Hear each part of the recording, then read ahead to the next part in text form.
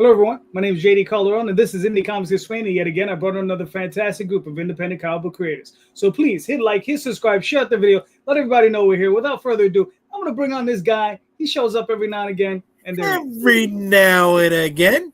What's up there, Mr. Calderon? How you doing, brother? I'm all right, man. I'm all right. How you doing? Good. Just finished up a campaign, getting ready to start a new one, and I'm ready to talk to a whole bunch of other creators who are also putting books out there like us. You ready to bring them on?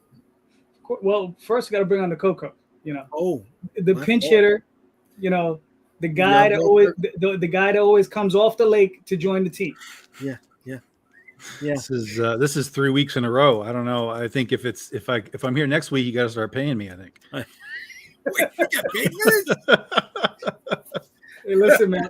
I got a case of books I can send you. There we go. That's as long as there's something in the mail, and then we'll be fine. I thought you were going to say a case of Bud. I'm like, okay, we can take that. Now that would actually require me to go out and spend money. Right. Case of books I got. I understood. Yeah. And one of those PVC toys that you got. Oh, the Superman bugs. No, I think. Or do you want one of my silver? No, one of your. It's talking about one of my Silvermans. Yeah. Yeah. Oh. Gotcha. What's up, Randy? Nothing much. How's everybody?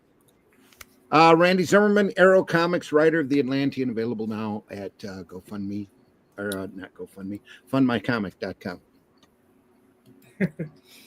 Tom, I think you should go to a shark fin head. So listen, I got ragged on for wearing those earphones, okay, when I first started wearing them. And then, I don't know, a couple of years later, nobody cared. And then I take them off and everybody's like, what the fuck is going on? Where are the cat ears? Like, You punched through, bud. You know what I mean? I did. I normalized it. I officially normalized it, and now people don't know what to do.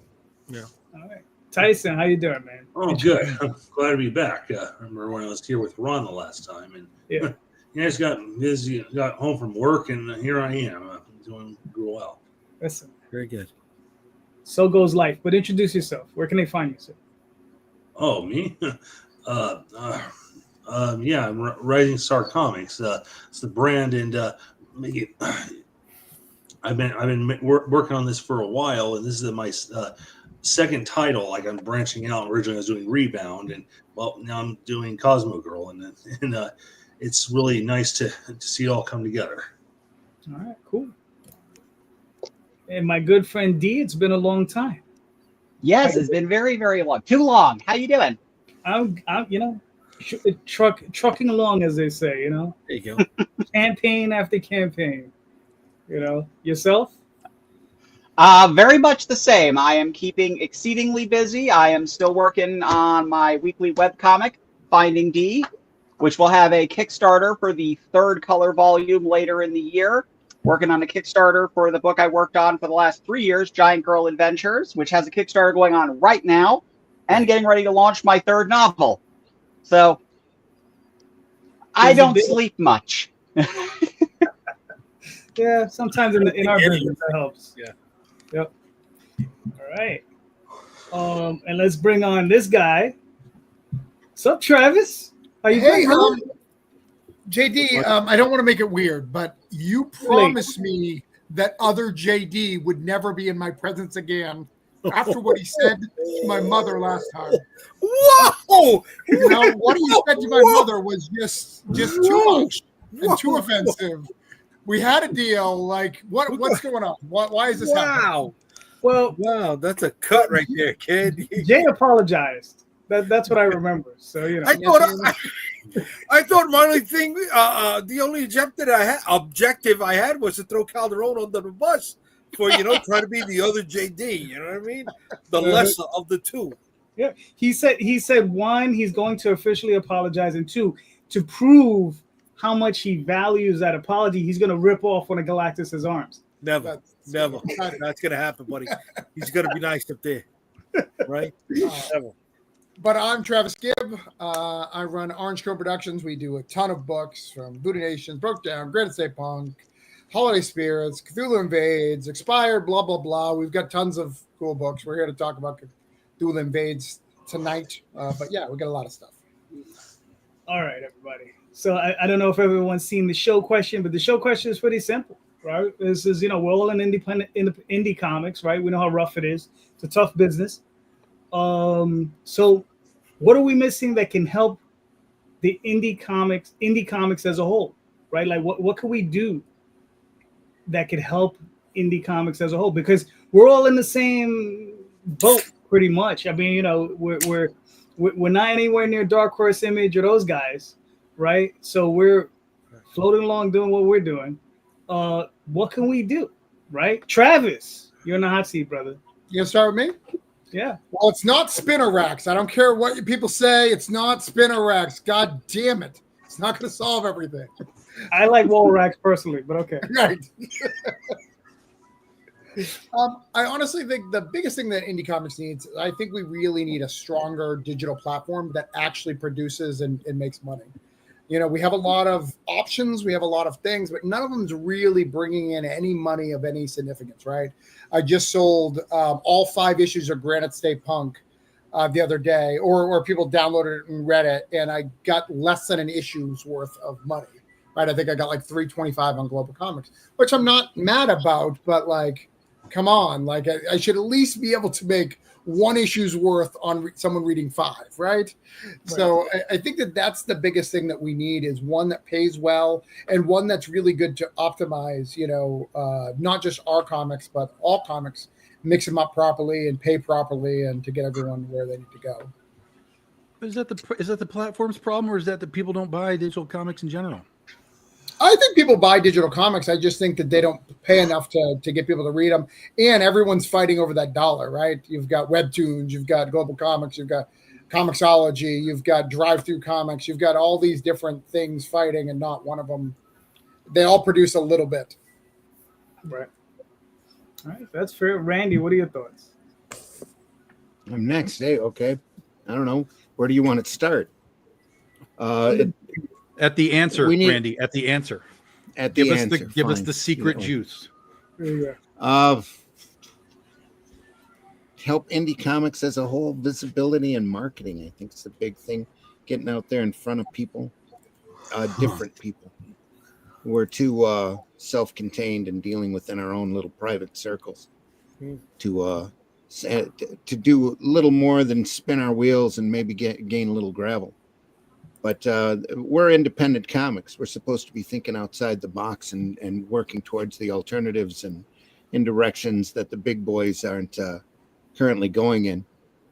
So a little bit more outside the box thinking, I think, is what we really need to help us along. A little bit more experimentation. I mean, we're starting to break loose as far as formats go. We don't have to do a floppy. In fact, if you're crowdfunding, floppies aren't necessarily I don't think they're the optimum vehicle. But just have to keep our eyes open and keep experimenting and looking for better options. I hope that answers that question. All right. Tyson, what are your thoughts?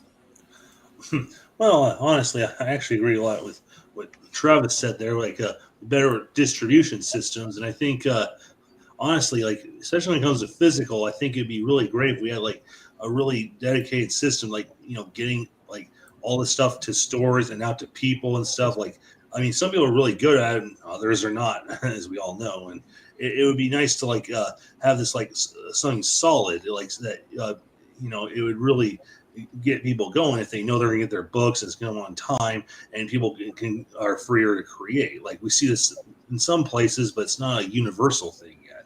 So that, I think, would be huge. All right. Cool. Dee, what are you thinking? So far, everyone's throwing out really good stuff that I haven't really thought about to a certain degree, stuff I have. Distribution definitely is a thing, and part of me is hoping that maybe Diamond going tits up the way they're going might create people out there that are going to try to find new venues that have the capital to do it. I'm hoping.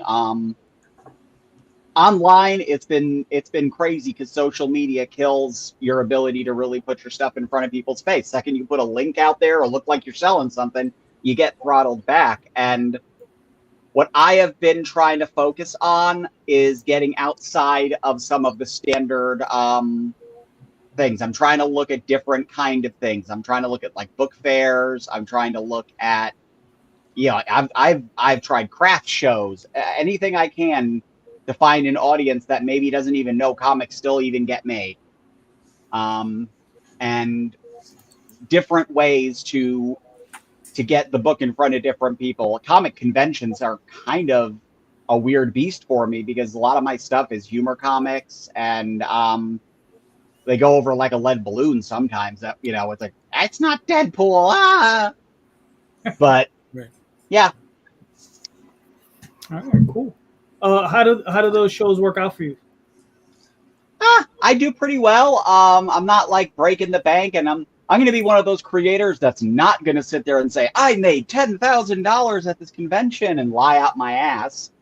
But I'm not coming away losing money. I'm not going out there getting my table and getting my books and eating it. So I'm feeling happy with some of these other venues I've been going to, especially like the little local book fairs, library shows, stuff like that.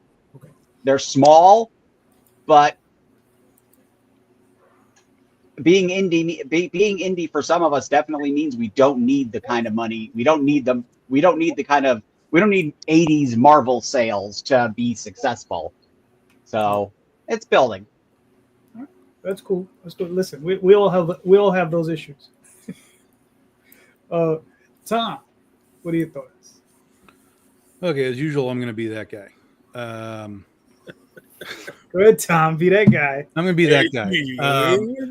Nothing that's been said so far is wrong. Okay. But it's also everything we've heard for the last decade from everybody, right? Like there's no new answers. And I'm not calling anybody out. Like there's no new answers. I have no new answers. I'm not going to sit here and tell you I have the answer for how to fix this problem. Because much like what Dee said with the social media stuff sort of throttling us down, Comic Cons in some ways kind of throttle us down because we're not as important as the movie stars and the Power Rangers and that kind of stuff to them and so on. But at the same time, I do see events that are very, very comic centric that work really, really well. And so I think there has to be, I think the key for us is there has to be, it goes back to the same answers: awareness, outside the box, whatever. But I think if comics can really figure out that we do work better together, that we do, the rising tide lifts all our ships. If we really can figure out that comic cons, as they used to be, do work, because I watch them work, I see them work. Even guys like Polito and Dan Mendoza are making their own events, for God's sakes, and they're just their brand is making Comic Cons, and they're working. Hundreds, thousands of people are coming to these shows. So comics, particularly for us, I think we have to sort of break down the barriers of the cliques that we exist in. We have to break down the ideas that I'm better than Randy and Travis is better than JD and all this. We have to move past all of that somehow and start to create events that are comic book centric. I don't want Power Rangers there. I don't want voice actors there. I don't want anime people there. It's comic book people, as many independents as possible, but there is the reality, and this is why we get scooped out with the bigger shows. There's the reality that bigger names draw more people in. So you're going to have a couple of bigger names. But again, comic book people, not movie people, not TV people, not any of this. We need events that are comic book centric driven, so that whatever crowd that is coming into it understands that this is a comic book environment. This is an art environment. This is, whatever we want to present in there. I don't want people making cupcakes. I don't want to see people selling insurance. I don't want, acrylic tchotchke booths and so on. Comic books, art, that kind of thing. It has to hyper focus. It's the only way it works. But we all know that the industry is hyper clicked as well. Everybody sits in their own pocket universes and, complains about what's happening in other people's pocket universes. And that doesn't accomplish anything, doesn't move us forward in any capacity. Keeps us just where we were, these same boxes, saying the same answers, doing the same things. So even if someone were to take their clique at least and push that clique together forward in some capacity, I would be excited to see it. But we don't do that. We just kind of hang out, do the same thing, answer the same questions with the same answers. And, that's where we are. So I think Randy's right. It's awareness. But I think we need actual events again that make comic books the focus. That has to be the thing, because that puts it back into people. The general populace already understand what Comic-Con is, right? The terminology is everywhere. Comic-Con. Doesn't matter what state you're in. Hey, we're going to Comic-Con this weekend, whatever brand it is. So if we can sort of reclaim Comic-Con and make Comic-Con again, I think that would go a hell of a long way. All right. I agree with about 98% of what you said. Cupcakes can stay though. Okay, I'm just saying. Right? Cupcakes can stay. Right? So that's 1%. The other 1% is I'm better than JD, right? So those are the two things you. There you go. But Travis, I got to be honest with you. Very low hanging fruit. Right. Sure. Very low hanging fruit. Okay. I like to slum it. I like the attention.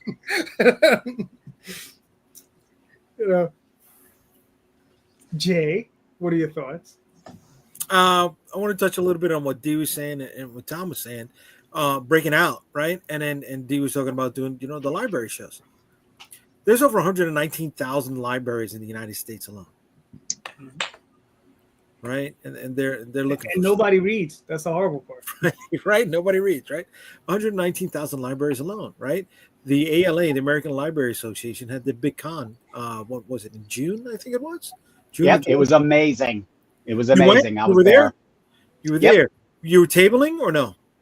I was tabling with the National Cartoonist Society. Okay. Oh, nice.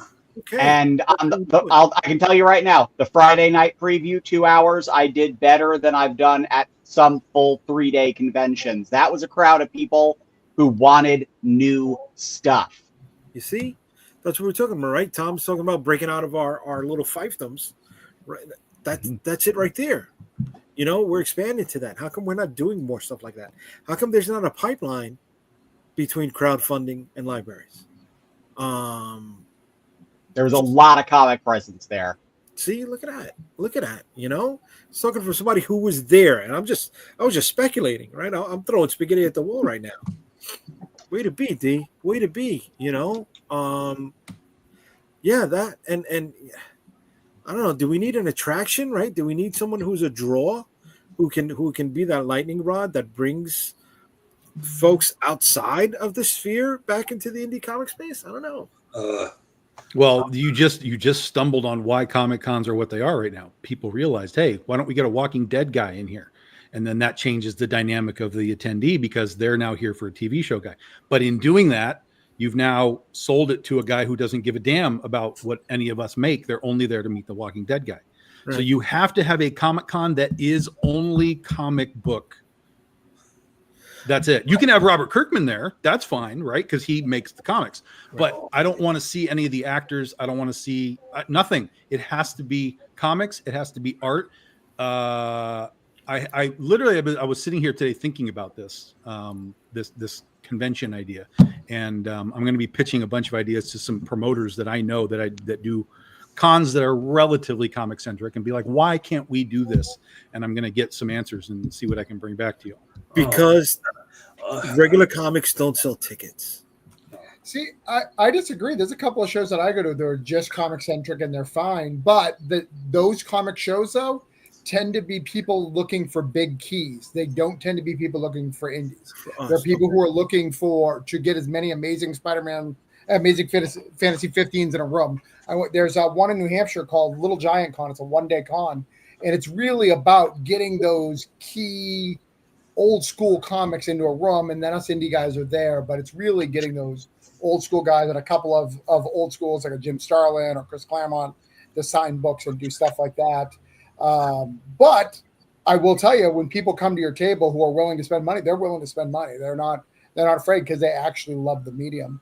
And I would also make a weird argument that I think comics are in the best space it's ever been because of the Diamond breakup. I think a lot of the smaller publishers that were taking a lot of crap in and not betting it just to like produce the movies or show they produce a lot of things, all that's on hold. So now only things that are going into comic stores are things that are like decent, that have been vetted, of people who are doing quality art and things like that. So I think we're getting into a better spot. It's just going to take a long time to get us there. It sucks for indie guys like me who want to get a small level publisher, but the reality of the quality of the stuff that's in the stores for indie is stronger. Okay. I mean, look, when I said what I said, it was based on experience. I know Randy has run a promotion before. I've run a convention here in New York City, right?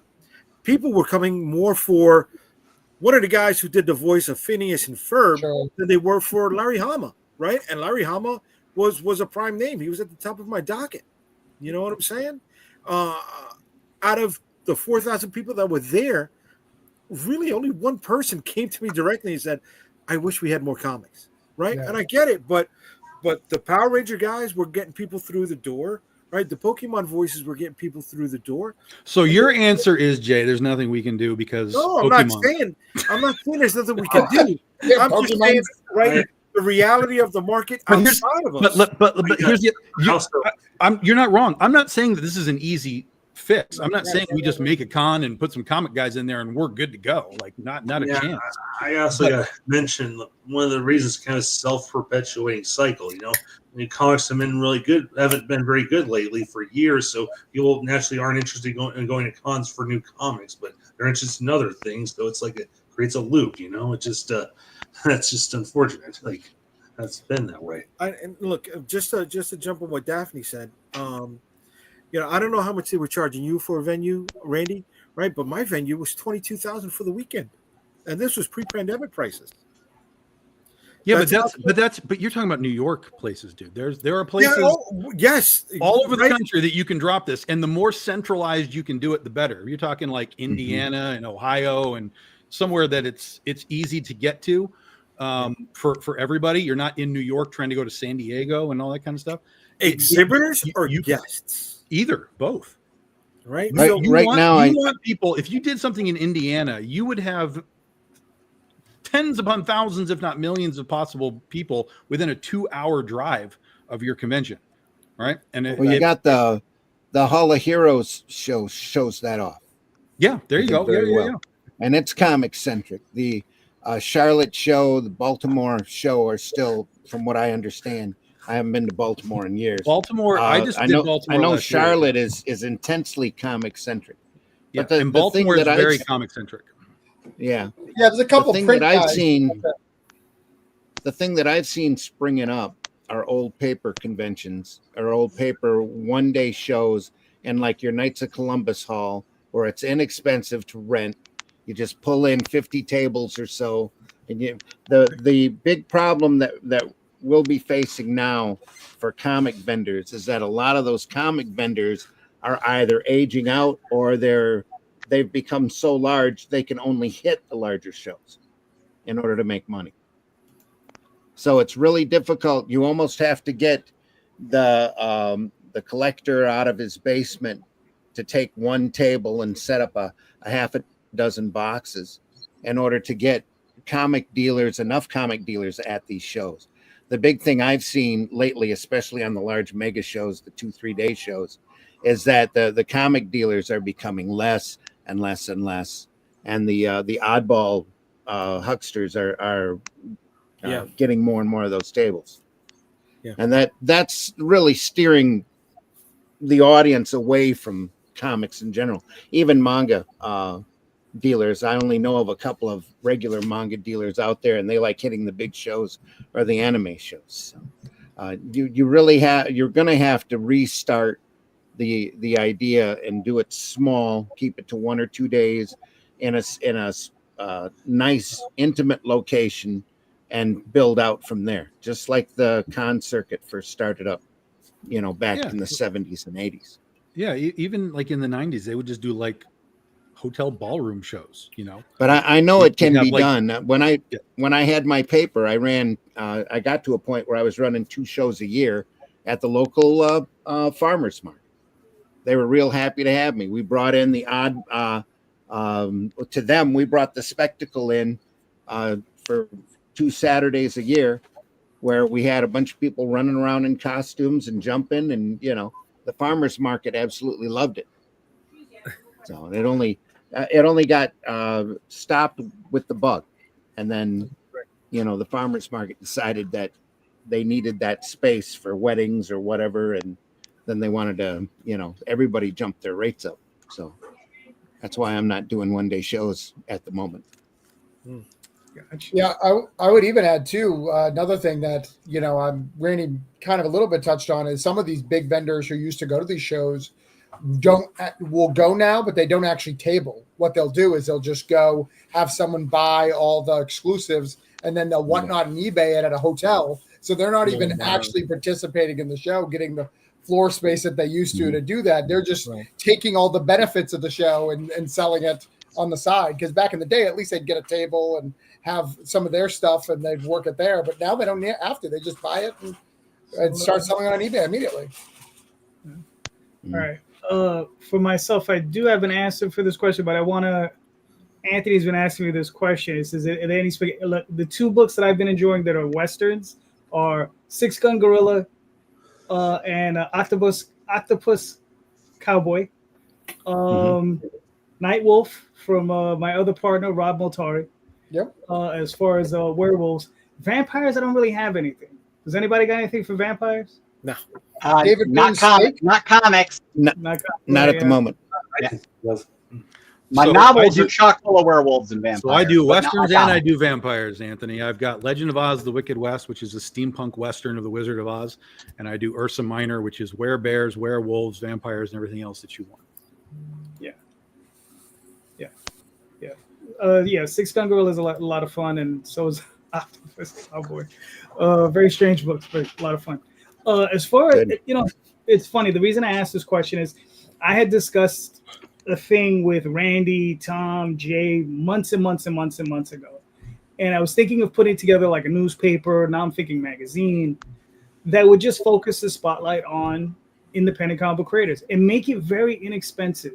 Like the buy-in would either have to be free or $1 or $2. But that would just showcase independent comic books, because I think one of the things we're missing, and I feel it since Diamond is gone, I do think that's not necessarily a bad thing, but I do think previews being gone is a bad thing, because you don't have that physical catalog for people to flip through, right? And even though I know many people don't flip through the whole thing, I think it was important that it was there, because I can sit down on a website and everybody's listed for the month, because I still go through the catalog to buy my books every month.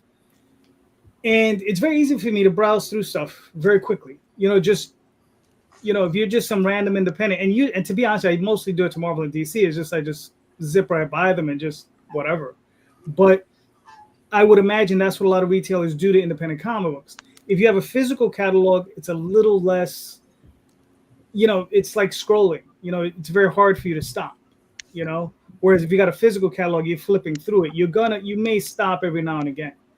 So that's the sort of thing that I think we need. We need something a little bit more physical to get into people's hands, right? Because digital is such a thing where it's just, you know, what is it? It's, you know, something you got on your phone that, you know, if you don't have it, you don't have it.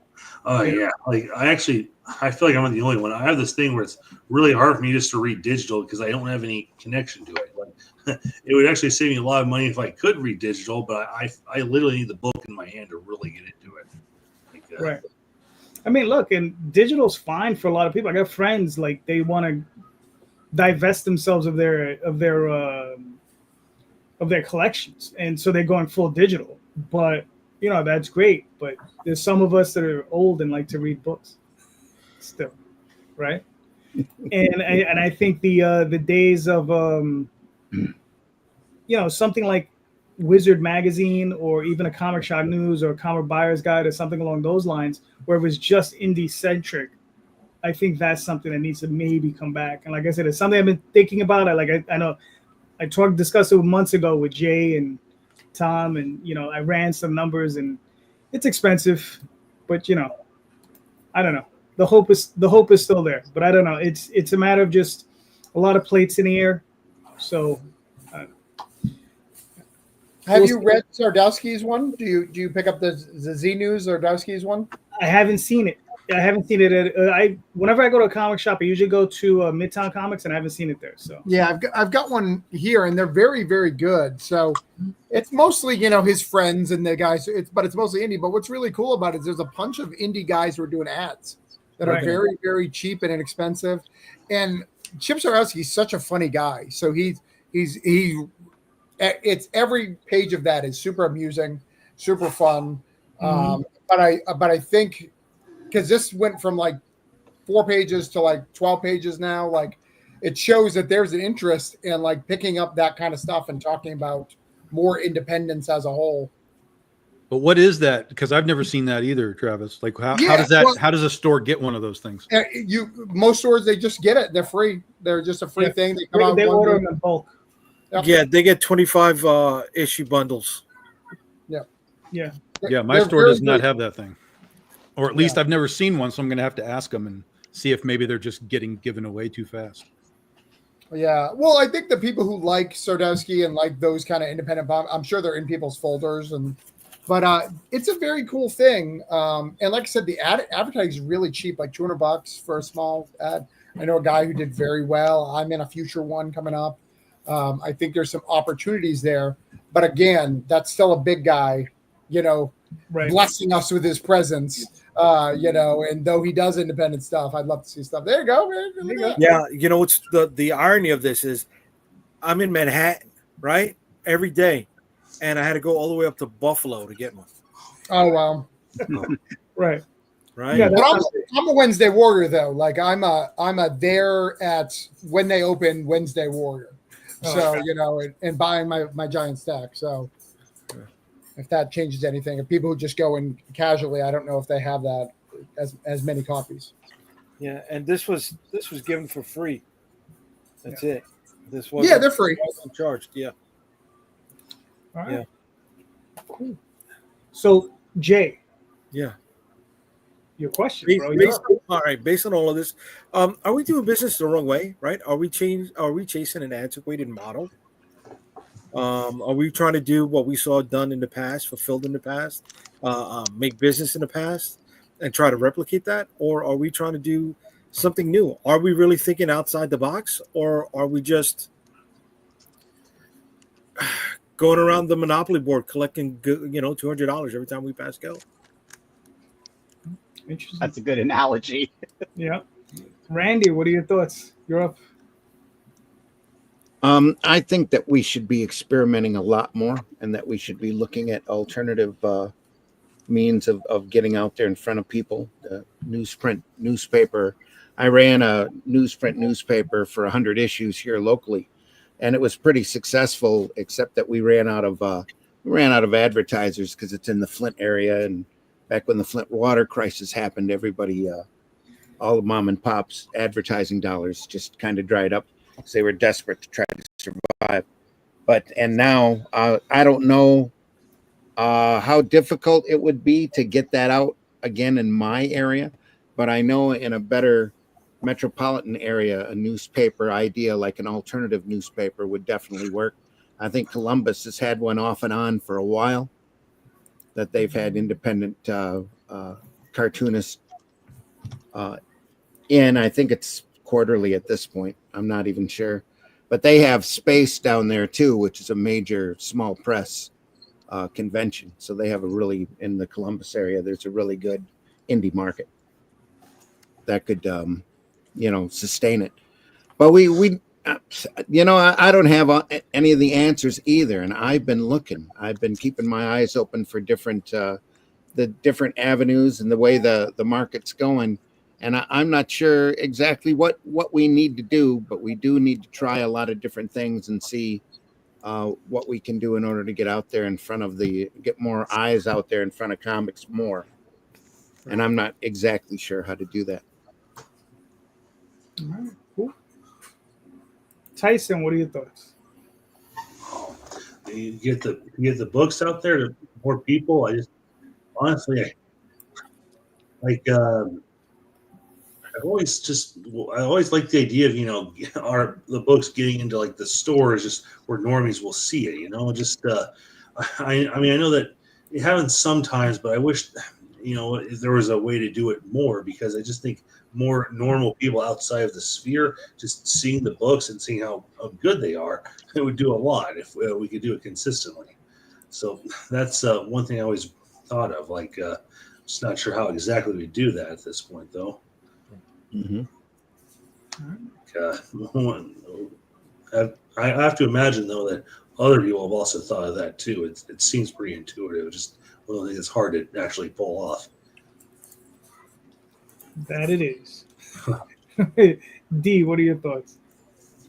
Oh God. As far as like before, what we were talking about with the, are we just, are we thinking outside the box? And it's almost more like we're thinking in one of those Papa Shot multi-basket games, and we're just trying to throw the ball into every basket we can, hoping something doesn't bounce out. And I mean, I don't have anything even resembling an answer for how to reach those kinds of markets, other than kind of elaboration on what I was saying earlier, is trying different places. I'll go to local bookstores and get some really good, like, little small mom and pop used bookstores. I've got my because my novels have metaphysical concepts, I literally have gone to like metaphysical shops, like witchy shops, and there's one of them in my town that will hold my book. A lot of times it's consignment, but yeah, if I can get these things in front of people, I'm just trying to find different places, different venues, things that are outside the ordinary. Yep. I don't have much of anything else that I can think of. I'd be doing better if I did. Right. Travis, what are you thinking?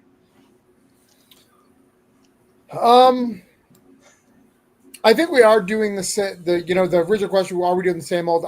I think we are. It's kind of all I know, and kind of what's important to me, like to keep the medium to what it is. Like, it's important to me to kind of do it, single issues and trades. Even though I agree with Randy that it's probably not always the most profitable way to do this thing. It's trying to find that, we're lucky that we have things like Kickstarter and crowdfunding that kind of give new opportunities for people.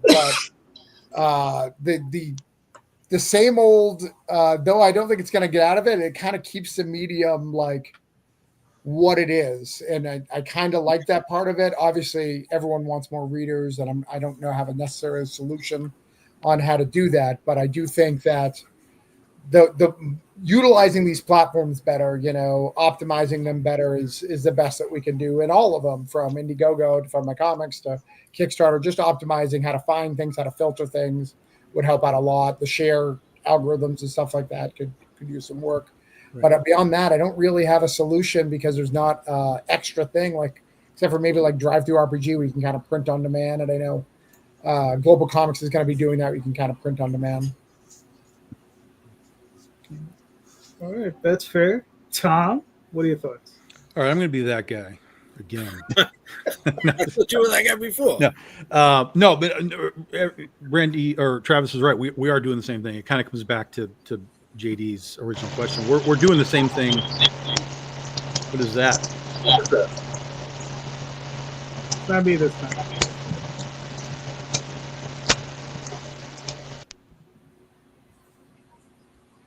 Okay. There it goes. We're all receiving instructions. What? Yeah. Okay. So I have a new answer now, because my overlords have told me that I have a new answer. There you go. I kind of feel that you're a truck guy on the speaker on the radio. When you're not on the podcast, you're just talking to the truckers driving by. I have a CB right over there. Yeah. So we are doing the same things kind of all the time. We're trying to reinvent the wheel by making another wheel. Rather than anything else. Now, this is not necessarily a bad thing, because I still think that what we have and what works does still work. We just have to refocus, like we talked about with the cons and all that kind of stuff. But one of the things that I think, well, there's two things that it kind of goes back to JD's original question: what can help us, and what are we doing? What do we need to do differently, and so on. One thing that I've noticed that we did is we'll call it merch, right? And I don't want to go crazy with merch. I don't do tons of T-shirts. I don't do tons of just weird tchotchkes and stuff. But like when we did the Critter action figure, it changed the perception of the book when we took it to Comic Cons, right? So now we're not just, oh, we made a superhero comic. Now it's, you guys have a toy? Like, how do you have a real, honest to God action figure? Like that's it changed our perception of people. And then they were like, well, tell me what the book is. And then I'm like, well, here's the Critter book and it's superheroes of whatever and that. So I think that sort of, let's call it multimedia stuff in whatever capacity you want to do it. I think that can change the perception of us from being just a comic book to being entertainment of sort of across the board. If a comic book can become a toy can become a cartoon can become a movie, you start to create this line where people are like, oh yeah, like I remember Invincible was like a comic and it became toys. Now it's a cartoon. So maybe there's a through line where Critter can do the same thing, because now I'm seeing this stuff happening. These steps that happen with Invincible are happening with Critter. So it changed the perception for us immediately with that book and just sort of in general with the company. And then the other part of it is, and Travis does this, is take it. I know we hate to hear this crap, guys, but take advantage of the public domain, for God's sakes. Yeah. It's there. And while you absolutely want to be doing your own material, you can put your own material right next to something that people understand, whether it's Frankenstein or Cthulhu or Wizard of Oz or whatever it happens to be. People will come up and be like, oh, I know what Cthulhu is. It's a sale waiting to happen. And then as you're talking to them about that book, you go, and we do this, and we do this, and we do this, and we do this. And you associate that public domain element, to yourself, and then to the potential, hopefully, buyer. And then again, oh, I really liked what he did with this Cthulhu thing. Let me see what else he does. And then they'll come back and I want this book. Let me try this book. Let me try this book. So utilize that in whatever capacity you can.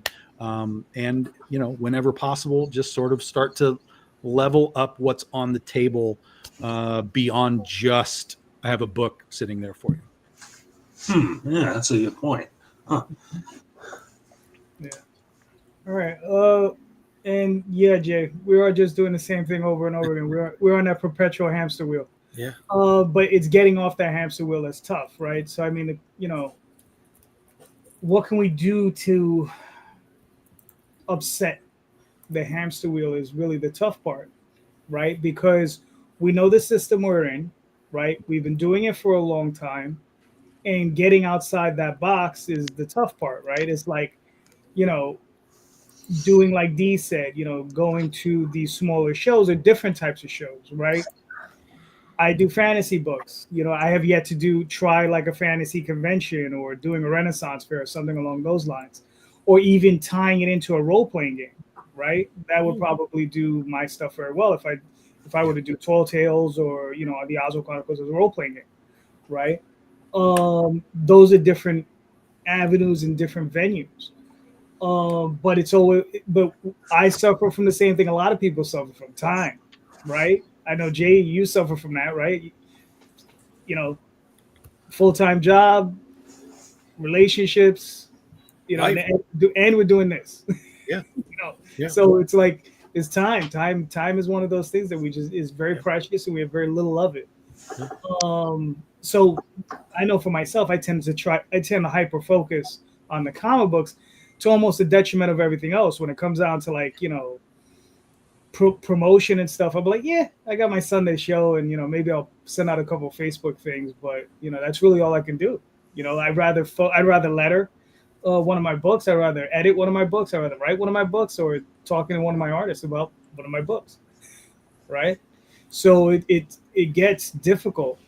But I've seen some creators, and I know Tom has gotten involved in this, is like using places like, well, I know you stopped using Whatnot, right? But what's the other platform you use? Well, it's not that I stopped it, but everything, all these platforms take different, you have to do things differently. You have to really be aware of how they work. Whatnot is one of them. Live Facebook stuff. You can go live on Facebook anytime you want. Even TikTok now, you can go live. Like I think they removed their you have to have so many followers to do it. So you can go live on TikTok now, anywhere where you can go live and just be like, hey, I got a book, who wants to buy it? And talk about yourself and talk about the book and the creation of it and the artists and whatever. Just take advantage of that stuff whenever you can. And we actually even go, when we go to cons, we go live at cons, to these places. I'm like, hey, I'm at this con and I know you can't be here. So who wants one of these books? And we'll send it to you when we're done. So, but again, these are all the same answers. It's just, sometimes we have to figure out that, like the time, right? It's the time, it's the effort, it's figuring out the ROI for all of this effort that we're going to get. Because going to cons, that sounds like an easy thing, but when you're talking about, well, I got to drive 6 hours and it's a weekend and I got to drive home for 6 hours, like it's work. It's work. So ROI on all of that stuff is super important to figure out. But I think one of the reasons that we kind of popped the way we did now 15 years ago is that we did take that risk. And I was living in California at the time, but we were doing Heroes Con, we were doing MegaCon, Baltimore. We were doing these shows really early on. So we were kind of all over the country in the early days. And so we kind of were able to make a name for ourselves quickly while being like, oh yeah, we're new, but like we're in comic stores. Like go tell your retailer we're in comic book stores. So, go do that. But in the last 8 years, I've rejected that model, and now we do everything direct to customer in other ways. So, fair enough. Jay, what are your thoughts? We're chasing. We do stuff the old way, right? We're a community. We're a community of followers, plain and simple. Sorry, Kickstarter showed up. Everybody jumped on the Kickstarter platform, right? It was a totally different way than indie publishing at cons, right? Substack came out, everybody jumped on that bandwagon, right? Blue Sky was starting to offer those, the limited account entries. Oh, people were chomping at the bit to get one, right? None of us are out there forging new ground. We're not. I wish we were. I do. I would love for somebody to have made up, the machine, that marketing machine, so that way we could pay into it. Right? That's the thing. I think we're all suffering from the lack of the machine because we've got so much on our plate, right? And we're limited with what we can do because of time. I'd gladly pay into a machine who can help just get me booked in different places. Forget about getting me sold on shelves. I'll handle that, right? Just let me get out there and let me talk about the content. Let me promote myself as much as the product. Well, I think that for me, indie creators, that's one of the things that bugs me the most is the lack of indie creators who actually go and do signings at comic stores. They'll do every con and pay $300 for a table, but they won't go to the. If you become a local celebrity, you have now a fan base. It may be 12 to 30 people, but that's your start. And then you go to the next city. You get 12 to 30. You go to the next city. You go 12 to 30 and grow and grow and grow that way. And I've done that. And that's all the local stores from here to Orlando will all carry my book and they sell 12 to 30 every issue, Yeah. I think one of the things that Tom had mentioned that was really interesting was focusing in on these IPs that are public domain, right? Just like Randy with the Atlantean. So, Randy, do you want me to play this video? Yeah. I give you 90% for that, JD. 90% on that transition. Wow. He's learning. He's learning. I've been working on it. Let's blow it up. In the time before Atlantis sank, when the lands of this world were savage and untamed, one man would claim his destiny, seizing his place as a king. After defending his throne and learning the devastating truth of the Serpent Kingdom and its deadly cults, King Kull and his right hand ruled the Spear Slayer, make a solemn vow to hunt down and destroy the hidden empire of these serpent demons. These are the tales of those journeys. This is the Atlantean. Tales inspired by the brilliance of Robert E. Howard, featuring his first barbarian characters as introduced in the pages of his classic tale, The Shadow Kingdom. Each volume contains beautifully painted covers and around 50 pages of original black and white art and story, featuring classic sword and sorcery adventures you don't want to miss. Join us on these epic adventures. Sign up now for news with the email list at rusty.com. Bring your axe and prepare for battle. All right, cool. Very nice. All right, so Randy, walk us through it. This is the Atlantean. About last year, Russ Leach approached me and was saying how much he enjoyed John Buscema's work on Savage Sword and really wanted to do a barbarian book. And we were, offhandedly, I just mentioned to him, well, why don't you find a Robert E. Howard story that's in public domain and adapt it and put it out there. And he said, why don't you find me a Robert E. Howard story in public domain and adapt it, and then I'll draw it and we'll put it out there together. So we did The Shadow Kingdom, and that was real successful. Ran that through fundmycomic.com. And Russ enjoyed it so much, he said, well, let's take the characters and do original stories. And I said, sure, never having written any type of sword and sorcery work before. So no pressure. So I sat there and we've been writing stories ever since. We've got 2 volumes out of at least 50 pages per volume. Russ is having a blast. I'm now having a blast now that I think I've kind of figured out what I'm doing. And we're offering the 3rd volume that'll be out in September. So we're having a lot of fun and getting a lot of really good response off of it. We were around, they had people down at the Howard Days Festival in July offering the book, which was fun to hear, for sale. And given that attention, we've gotten a lot of real positive response off of what we're doing, and we're just having a blast. So Nice. Every volume, I think, gets better than the last one, not just with Russ's art, but also with the writing and pacing on the book. Really proud of where we're at, and really looking forward to doing more. We're expanding off of the Shadow Kingdom and exactly using elements from that story. And in the Shadow Kingdom, Cull becomes king of Volusia and finds out that there's a conspiracy to take over his throne by a race of shape-shifting lizard demons. And he stops the conspiracy in the Shadow Kingdom and dedicates himself to going around and finding the rest of the race and eradicating them from the earth. And these are those tales as he and his best friend Brule, the Spear Slayer, go out and travel the land looking for these spirit or these serpent demons. All right, cool. You got what, 19 days left? 19 days left on this campaign. Yep. We're doing real well ahead of number 2, and we're real happy with the results and grateful with the results so far, and can't wait to bring you more.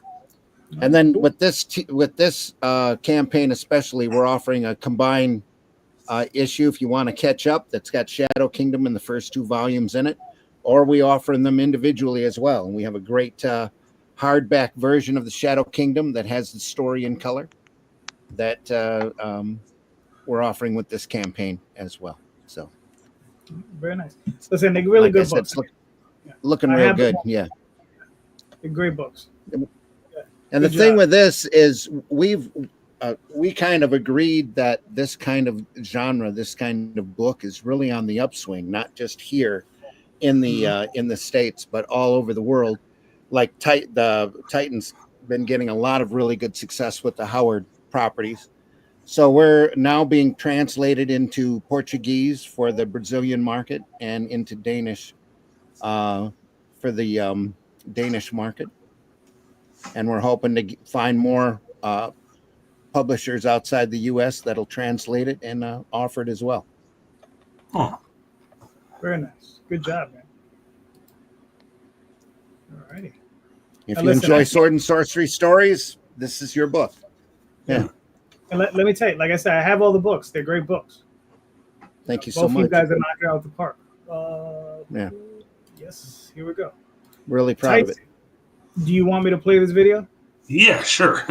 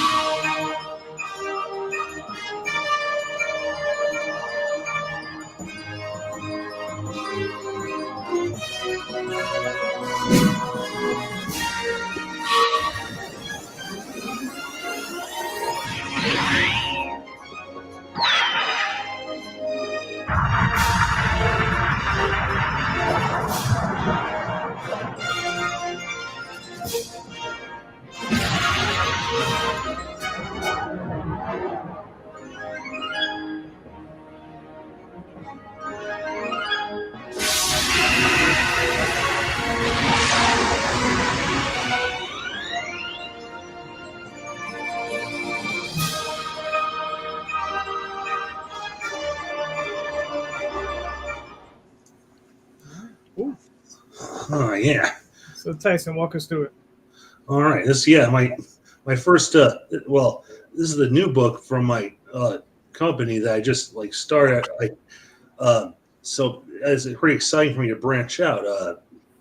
It's about Cosmo Girl is about a 22-year-old college student named Sherry Westman who has these alien bracelets called Omnibands, which kind of like, let's put it this way, they're like a lot like Green Lantern rings when you get down to it, though the powers are different. They're more like they give them sort of like the Superman type power set, and that's the type, as it says, she has great power but not a whole lot of responsibility because, well, she's both dedicated to being a superhero and also kind of indulging in her own hobbies too.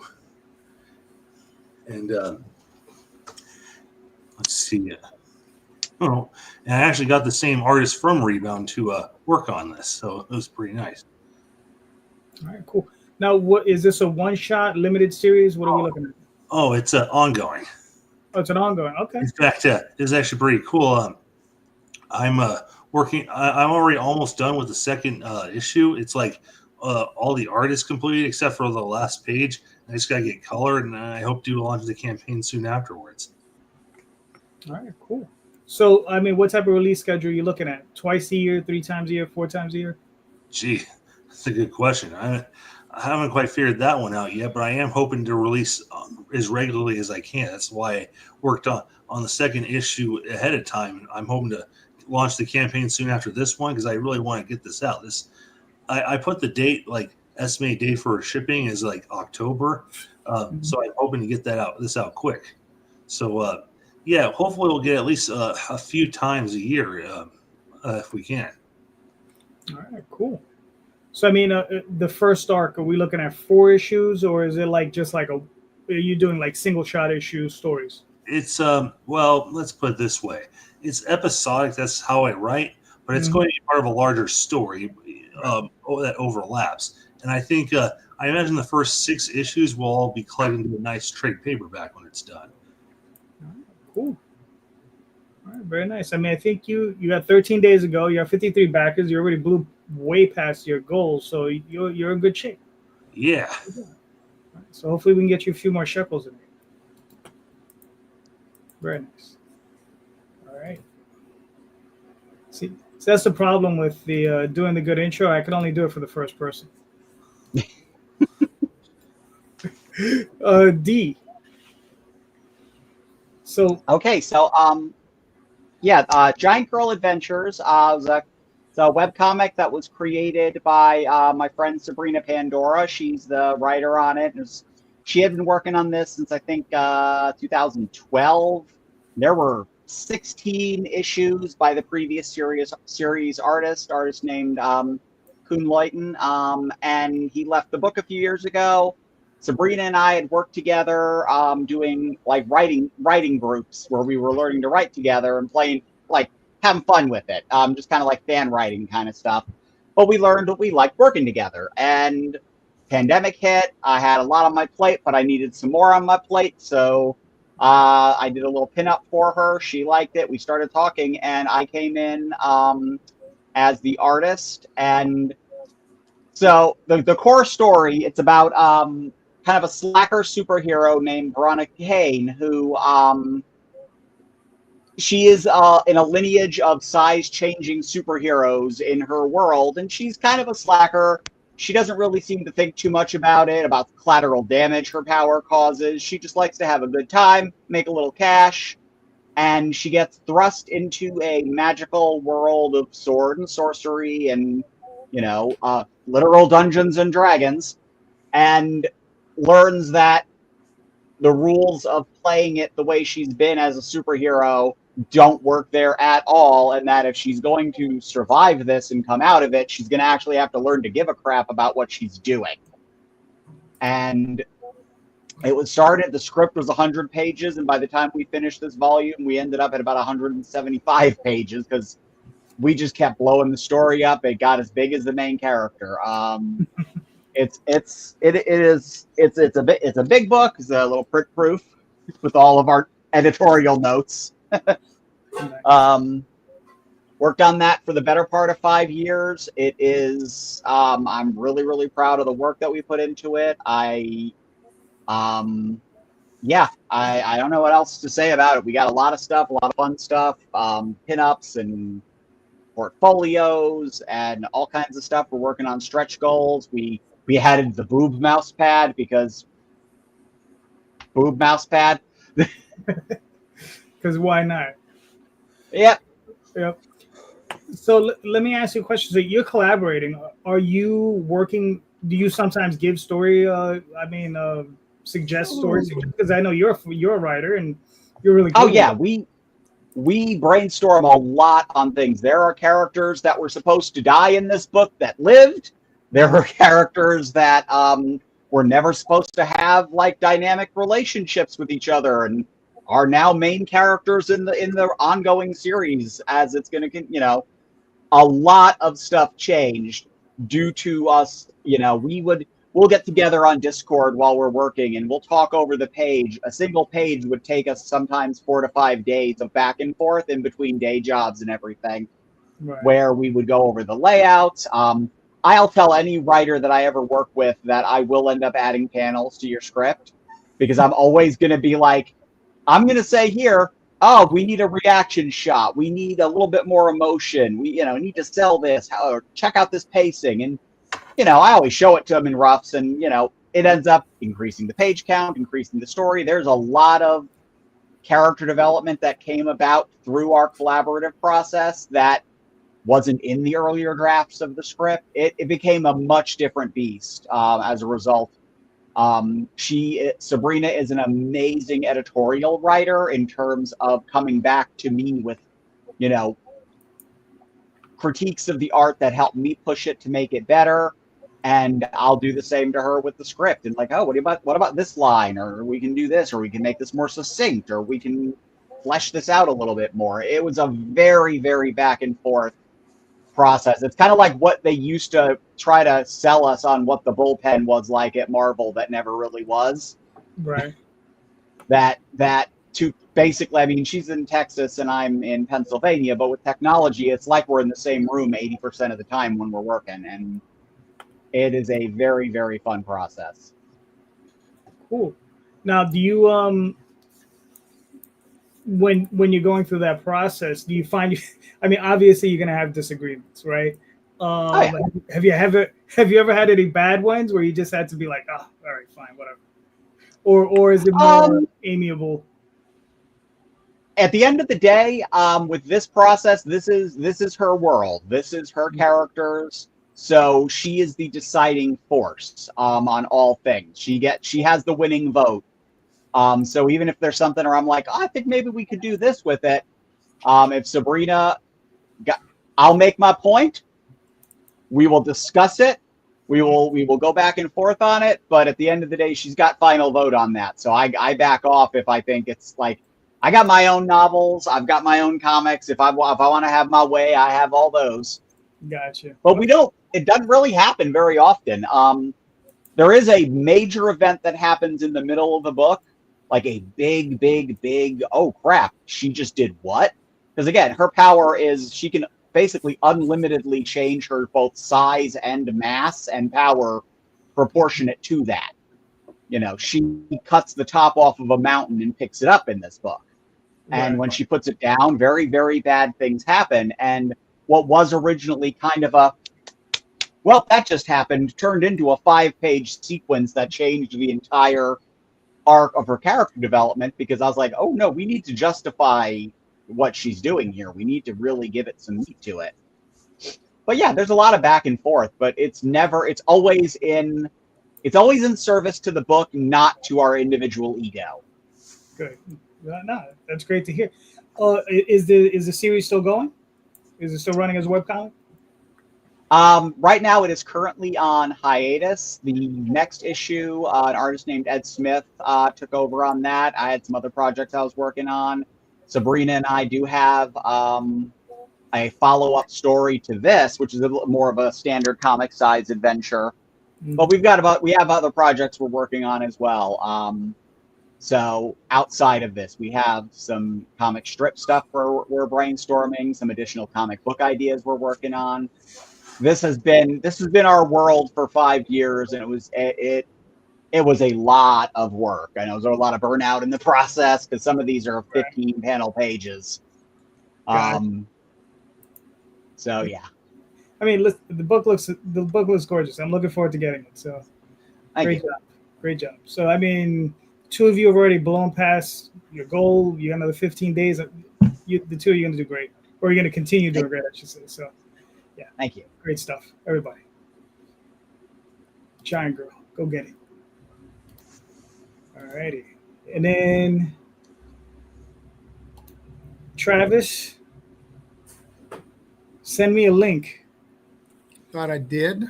It's CthulhuInvades.com, but I can also send you the link probably. Hold on.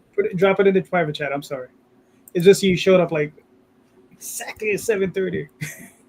I showed up on time. On time, I know. On time. You got to remember, I'm from New York, so that's late. Huh. You're not 15 minutes early. You're late. You know? So, sorry. I thought you guys had buses and like subways and you're always late. Like, that's what I heard. Like, that's not true? No. Oh. I mean, only at your own peril. But anyway, you're lucky you do a good book. So, all right.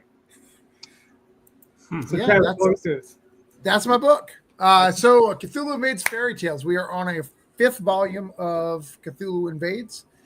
This is Cthulhu Invades Fairy Tales 2. We're calling it Grim Fates. And basically it's what happens when Cthulhu invades your favorite fairy tales. So the first volumes that we did was Oz, Neverland, and Wonderland. Those all had kind of worlds, right? So Oz is a world, Neverland's a world, Wonderland's a world. But we wanted to do all these different fairy tales, so we decided to do more of a traditional anthology. So it's broken up into 3 parts. This is part 2. In part 2, we have a lot of really cool characters that people love. For instance, we've got Sleeping Beauty, we've got Jack and the Beanstalk, 3 Little Pigs.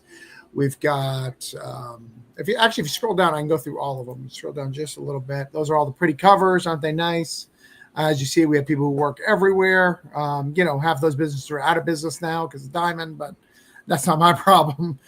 You can read 4 pages right there, 4 stories. All right, 4 stories right there. If you click on that, is literally a 36-page book. We're going to give you 36 pages digitally right now for free. I believe in this book so much that we already have it made. All right, so the first one is Beauty and the Beast. Second one is Princess and the Frog. The third one is Sleeping Beauty. That is Jack and the Beanstalk. That is Midas. That is Mr. Tom Thumb. That is Anansi in the Fly. If you're into the African folklore, that's what that is. That is the Hedgehog, which is a wild story if you've never heard. It is very wild. Then we got 3 Little Pigs. We've got the Goose Girl. Actually, that one I've got to read. Hold on. That one, I know it. I just can't. I can't read that from here. The Goose Girl and the Queen in Yellow. No, I was going to read the one under it. Sorry. The Crow and the Pitcher is the next story. Then we got Baba Black Sheep. We've got a story about the Tooth Fairy, because that was an origin. Musicians of Brim, the Doom Rider, which is a Scottish folklore. We've got the Elves and the Shoemaker. What's that? Get off your CB again, Tom. Come on. Tell your boys you can't come out yet. I'm muted, so it ain't me. We got the where are you? Sorry, I was going faster than you. We've got the Elf and the Shoemaker. Then we've got the Mouse. So this one's an interesting one. It's called The Mouse, the Bird, and the Sausage. The Red Shoes is after that.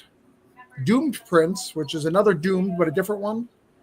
The Gingerbread Man, and then Lady or the Tiger. So we've got 22 different fairy tales in here, all for very affordable prices. All very interesting in how Cthulhu and other H.P. Lovecraft mythos gets them. And we have some of the best creators in the industry in this book. So, all right, cool. And look, I can vouch for it. These are really good books. I have them all. These are good. I'm gonna get this one as well. So. Yeah, we've been doing it for a long time. We love it. It's our biggest Kickstarter of the year. It's very, very popular. It brings all the boys to the art, as Tom said. With the public domain. So it's really our fun part of the year, and I love it. Right? There's so many people I want to work with, and it gives me the opportunity. That's why I've got you in the book. That's why I asked Tom, and Tom said, "I'm too good for you," or he promised me a script and never sent it. One of those two things happened. I'm not sure which one. Or both. It's the second one. It's the second one. It's the second one minus the first, but it's definitely the first one. But I just love we have so many great indie creators, and I love to have this platform. And I love to get a book that sells on people's tables. So when people get this on their table, they can sell it, which is really, really cool. It's because a lot of these guys, they only have 1 or 2 issues out or whatever. So it gives me that opportunity to connect with people. We give a ton of free digital books out. We give a ton of free stuff. If you back it and write the word July, I give you a free metal bookmark. There's all sorts of cool stuff. Well, it's more of a playing card. But. All right, cool. So you got 435 backers. That's great. You passed your goal. You got 5 days left. All right, very nice. I mean, great job, man. As always. Yeah, we're doing good. It's a little lower than normal, but this is the first time we've done a sequel, right? So it's hard to know what it is. It's also a lot of Kickstarters are a little lower, but not anything to worry about lower. It's just lower. Yeah. Listen, you still got 5 days, right? So, exactly, not gonna happen. Exactly. Good job as always. Now I got this guy coming up on the rear end. Whoa! Pause. Well, towards the rear, I should say. There we go. So the Dead Princess Vicky Sticks. She's getting the 0 issue. It's a prequel story while we get the other stuff together.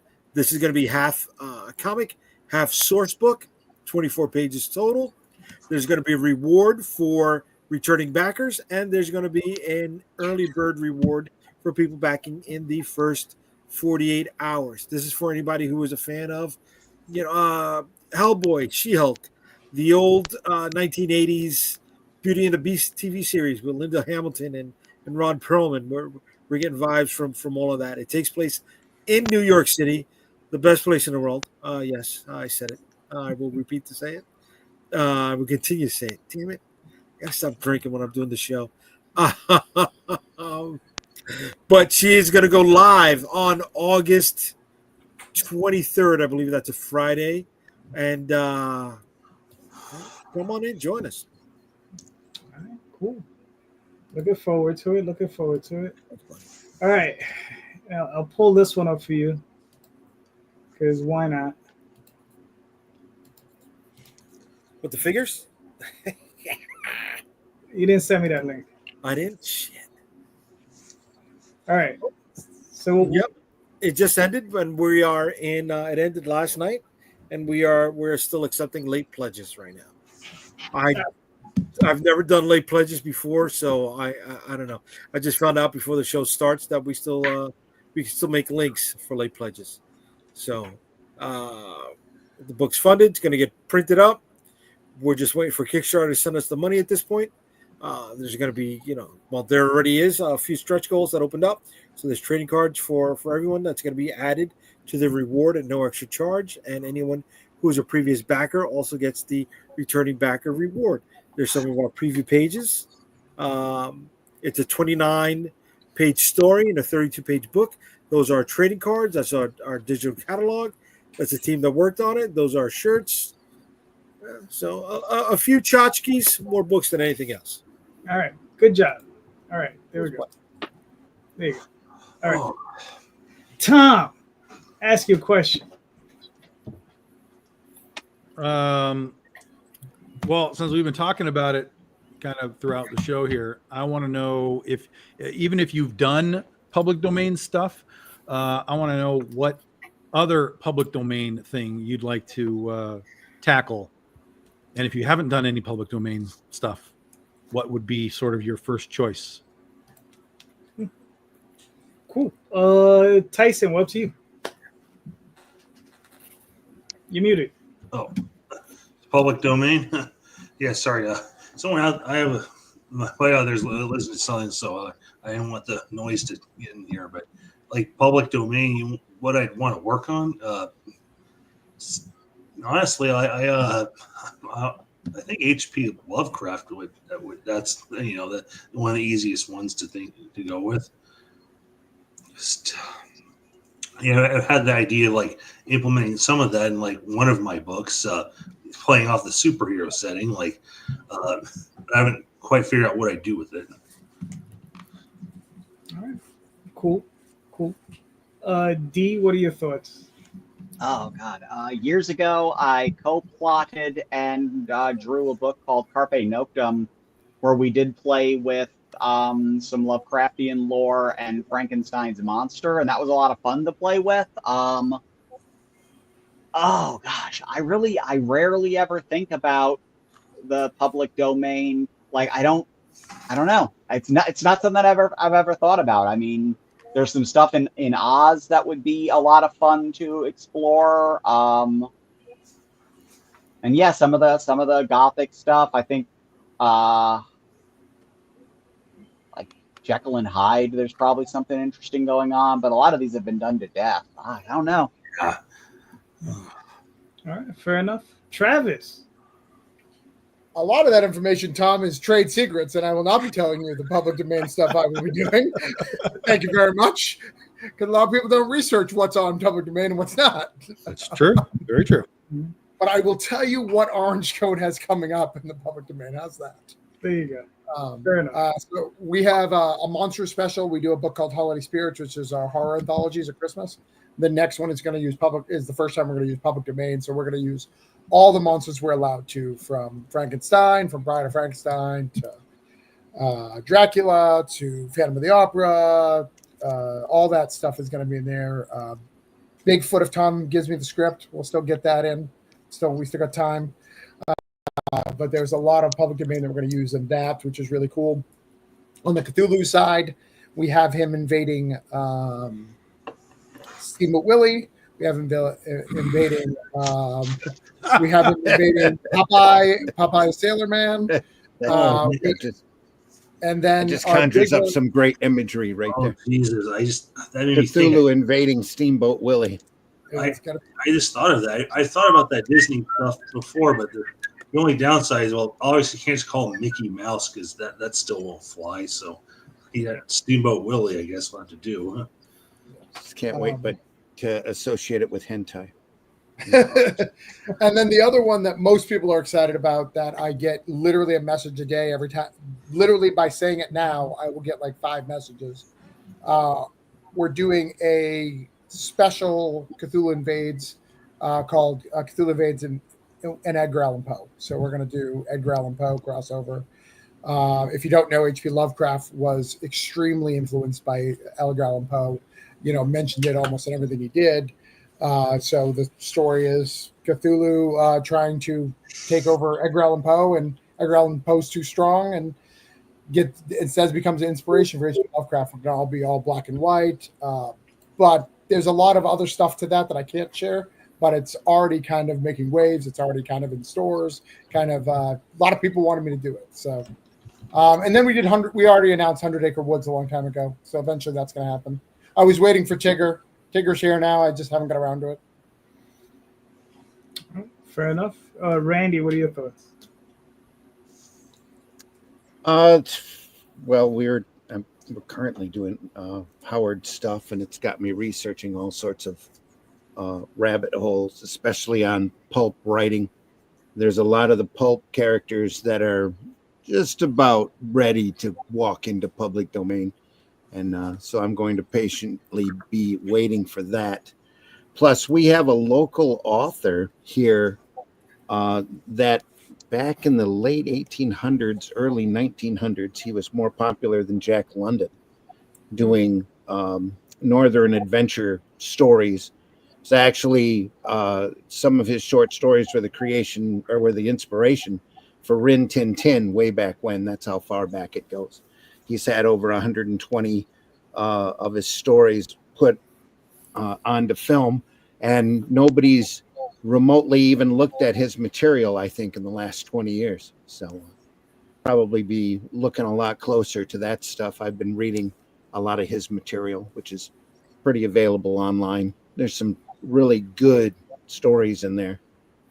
So there's we're at a point now with public domain where there's a whole avenue of pulp writers and pulp fiction that's sitting right there on the cusp, about ready to go into officially into public domain.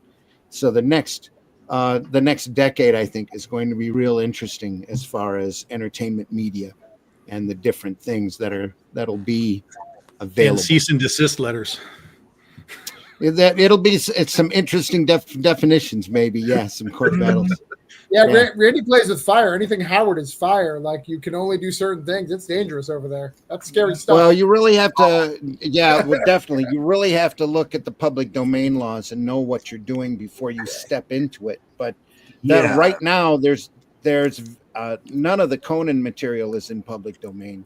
There's only 2 Cull stories that are really in U.S. public domain. Every country's got a different definition for what is and what isn't public domain, but we're being extra careful. We don't want to step on anybody's toes. And quite frankly, with Shadow Kingdom, I was really happy to do it because I had read the other adaptions, and they're great comic masters. I mean, John Severin and Dark Horse had a great adaptation of Shadow Kingdom, but they adapted only a few of the plot points, and they really didn't do the story.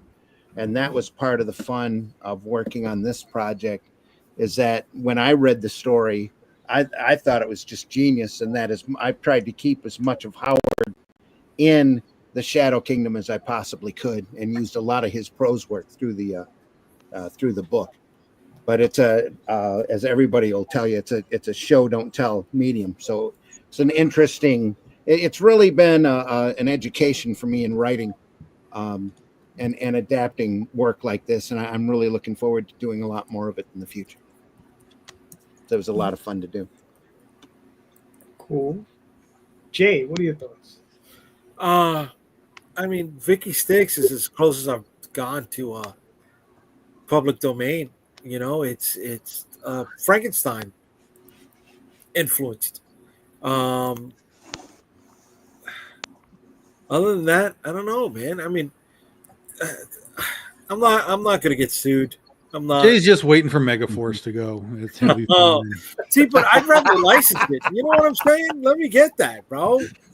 I got no problem paying for that license. It's funny. Something's been going on recently, and it's more Latin inspired. I've thought about it, and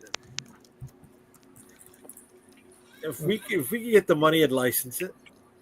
You know? Oh, excuse me. I got bail. I had something to take care of. It was nice being here. Tyson, before you go, let everybody know where they can find you or your work. Oh, yes. On Kickstarter, or like, you mean my social media? Both. Okay. Oh, yeah, sure. On X, I go, the handle is Rising Star Com, not comics. There wasn't enough room for that. And Cosmo Girl #1 is fun, still ongoing on Kickstarter. It's let's see, and there's 13 days left to back it. Right. So thanks for having me here. Anytime, Tyson. It was good having you, brother. Sorry I have to bail early, but I got stuff to take care of. buddy. That's It's all right, nice man. being here again. Yeah. Take it easy, man. I'll Take care, talk to you Tyson. All right, see ya. All right. So, all right. So, Jay, you were done. Or I don't know. Yeah. I was done, dude. So done. So, I don't know. I've played in the Oswald Chronicles. I played with some of the Lovecraftian mythos. Not just Cthulhu, but I go to Nyarlathotep and some of the other things, Azathoth and all that craziness. But I have a story that I've been percolating for a few years now, where it's Oswald's in Dream and he walks into a bar, and there's 7 authors sitting at a bar, and it's Lovecraft, Mary Shelley, Poe, and God, I'm forgetting their names, but it's these various old school authors, and each of them tell him a story that are all based on some of the works that they did, and I'm supposed to encapsulate each story in 2 pages, right? So each author will have 2 pages, and then Oswald will have 2 pages to tell his story. So it's kind of a weirdness, and I'm trying to write it in their style, and that's the real hard part. So, but yeah, I've only written Mary Shelley so far, so but I wrote it like forever ago, so I gotta go back and reread it. So I have to get back to that. But yeah, that's my madness. Tom, what are your thoughts? So we've dabbled in public domain already quite a bit. Legend of Oz being the most noticeable one that's been kind of our big hit. I do have a way back burner Cthulhu thing that kind of sprung up once in my weird brain moments, and I was like, oh, that something's there, but I don't know what it is yet. So it's kind of just floating around in the background, and we'll get to it when it's time. When I was at Motor City's Nightmares a couple of weeks ago with Chad Perkins, he and I brainstormed the fuck out of a Bambi story. Like, I don't know where that came from, but it just was like, it just took on a life, and we were like, and yeah, okay, this all makes weirdly some bizarre kind of sense. So that's floating around in the ether now. But the one that we're actually tackling in October, and then it'll become an actual full book next year, October, is Amityville. We're doing a what I call sort of a Tarantino grindhouse 70s 80s thing called the Amityville Sorority Sisters, and that's going to be in our anthology for our 15-year anniversary in October. And then next year, that'll be just like a 10-page sort of introduction to it. And then next year, we're going to do a big full-sized 40-page complete story for our Halloween time next year. So yeah. Just so you don't say I copied you, in Charlie's Vagabond thing, I wrote Amityville Horror. Just saying that it's already done. I've got pages I can show you. He just wrote it. Just now, yeah. Just AI'd it right now. Like, real quick, I'll show you some pages now. Now it's been drawn. Brian Wolf drew it. It's fun. All right. No sorority sisters. He's safe, though. I think we're going in different directions. We're good. Nice. All right. So here's one for you, all of you. What is your nemesis as a creator? Right? What's that thing that just whenever you got to do it, it's like Money. Takes it to you. Whenever you got to spend it, it just Yeah. Well, I mean, aside from poverty, I think we were up to D. Time. Okay, excluding money. In a world where money was not an option, let's pretend that doesn't exist. Time. I have got so many things that I want to do at any one given point. I mean, the reason I'm writing novels is because I had so many damn stories in my head that I'm like, if I try drawing this as a comic book, I will get like 3 issues done and then die of old age. I've got 6 novels that I'm still working on my way through editing them all to get them out there. I can write a lot faster than I can draw. I can write a chapter in a couple of hours. It'll take me, 5 times that to do a page. Yeah, I mean, I want that Madrox, the multiple man powers where I can like slap my hand on the table, have 5 of me, and we get a shit ton of stuff done, but I don't have to feed them all because you absorb them at the end of the day. Time is my nemesis. That's fair. That's fair. Travis, what are your thoughts?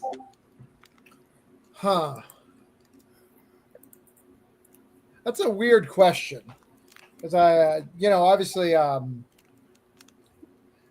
time is obviously always gonna be one, but my time, it's not opposite. It's not literally my time. It's like everybody else catching up to me, right? Mm-hmm. Like because I started this a little bit older, like I'm always hustling to the next thing and putting as much stuff out as I can, and like waiting for people to catch up. And then sometimes I honestly think it would be better if I slowed down. Like the quality of work could be better sometimes. Sometimes I'll let a couple of things, not everything, but now and then I'll let something go out. That needed another editing pass, and I didn't do it. And normally it's somebody else rushing me. It's like the artist. Oh, I want to do this page. I'm doing the next page. All right, let's get this. And I didn't go because I got so excited that they were there. So that's one of them. And the other thing that's my nemesis is the disconnect between. All right, I'm going to be mean here. Comic literacy, like people who don't know the greats or don't know like the value of the artist that you hired or the writer you are. Like I could hire a Jim Lee type. Jim Lee's probably too high up, but I could do a Phil Hester, right? I could put a Phil Hester on Kickstarter. He's within my budget. No one's going to buy a Phil Hester cover at the Kickstarter. They'll buy it at a comic show. They'll buy it, if it goes into stores. But that Kickstarter, Phil Hester is not going to increase or decrease that Kickstarter in any way, shape, or form.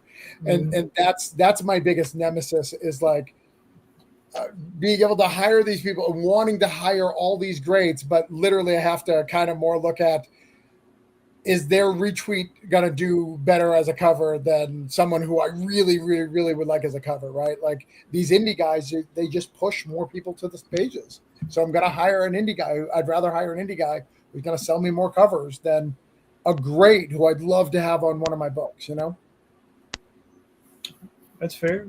Randy, no, go ahead. I was just going to say the greats to me, Travis, are worth it for the longevity of it. To say I worked with this guy, like I can say I've worked with J. Scott Campbell, and people are like, "Yo, what?" Like, so that's the value there because you're completely right on the Kickstarter. Guy's a hack. Come on.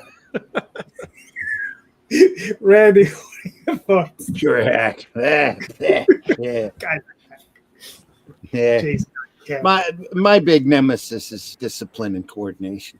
So I gotta become a lot more productive, and I've been fighting to get there forever, and to stay more coordinated. Got books flying all over the house, and I keep misplacing the stuff I really need to use or need to research. Just seems I put it down someplace and I could never find it. But discipline right now and getting in front of the computer and working and becoming more productive, that's my immediate nemesis that I'm fighting. Need to get coordinated. The wife retired back in April, and now she's got free time that seems to eat up my time. So we're working it out. Yep. That's how it's going to work. All right. Yep. Tom, what are your thoughts? My nemesis is sort of, and this is something that's sort of grown along with me over the years, is I don't know how to explain it. It's a perfectionism. So when I'm writing, I don't want to write until it's right. So I write in my head a lot, like, oh, let me run this character would say this. This character would say this. No, that's shit. Oh, this character would say this. They'd go around the corner. They'd turn. Now that looks like crap. Like change the angle. Blah, blah, blah. So that's in my head every day. And what actually makes it to the page is minimal because of that back and forth. Like I don't want to type it out and then be like, that's crap. and then do it again, and that's crap. I want it to be right when I'm actually typing. That doesn't mean I don't still make modifications when I get to that stage too, but I run through this like, is this good enough? Like, do I have the right cliffhanger? Do I have the right character moment? Do I have the right, element that this issue needs to take us to the next one? And that stuff can slow me down a lot if I'm not really, in that vibe of whatever that book happens to be. Yeah, it's the perfectionism that slows me down a lot. I'm well aware, and I don't know how to fix it yet. Okay, that's fair. Jay? No, money. I mean, aside from money, buddy, we're setting cash aside for the day. I mean, dude, that's it. That's the cliche. It's time or money. You know what I mean, bro? It's either that's you got not the what money. Tom said. Tom didn't say that. Neither did Randy. Randy has something. Come on. That's what I'm Time saying. to think. We went deeper, Jay. We went Exactly. deeper. Go deeper. Yeah. That's not very- that's I not gotta very- really, there's only Took time. so far down the rabbit hole I could go. Time. It is time. It's time. It's time, and it's money. So what's number 2? Or what's number 3 aside from behind cash and time? What's number 3? No, because if I had more time, I could become a better creator. I could improve my craft. If I had, the money, I could pay for the better creators to, carry the load that I can't. How about I help you out? Rosario's perfect. No, He's perfect. This is what I'm getting, right? Rosario's perfect. He just needs to win the lottery. There you go. I thought we were talking about Rosario Dawson. Yes, Rosario Dawson is perfect. Yes, yeah, that is okay. correct. She is. She is absolutely 100%. perfect. You are correct. 100%. So how about artist relations, Jay? I got a good relationship with my artists. The one that stick up with me. Oh, The ones that don't, fuck them. They're gone. You know what I'm saying, bro? Bunch of bitches. It's that simple. It's Those like, assholes. I mean, I'm one of those guys. Don't start none, won't be none. You know what I'm saying? I give you the room. I give you the space. I treat you like the artist that you are. Treat you with all the respect, right? But once you start playing yourself, fuck it. I'm going to move on. You know what I'm saying? If you got my money, it's a different story, right? But that's it. I mean, I got a ton of artists that they've gone the fucking wayside. I got somebody who just recently just left me hanging after telling me to wait. And then they said, oh, my contract with this publisher got extended and I'm going to not be able to do your book now for at least 7 months. But I did 5 pages. So fuck that. Rosario's not perfect. Okay, yes. No, but so artist relations, I mean, artist communication is communication. Communication is simple, right? Let's talk to each other. We can figure things out as long as we're able to fucking talk to each other. Time, money, and space, right? It was space. Space. All right. Space, the final frontier. You can sell your toys and get more space. Yeah. And get more money. So it takes care of 2 of your 3 problems. Tom, the wife is watching. Why do you got to do that to me? I'm here to help you, Jay. No.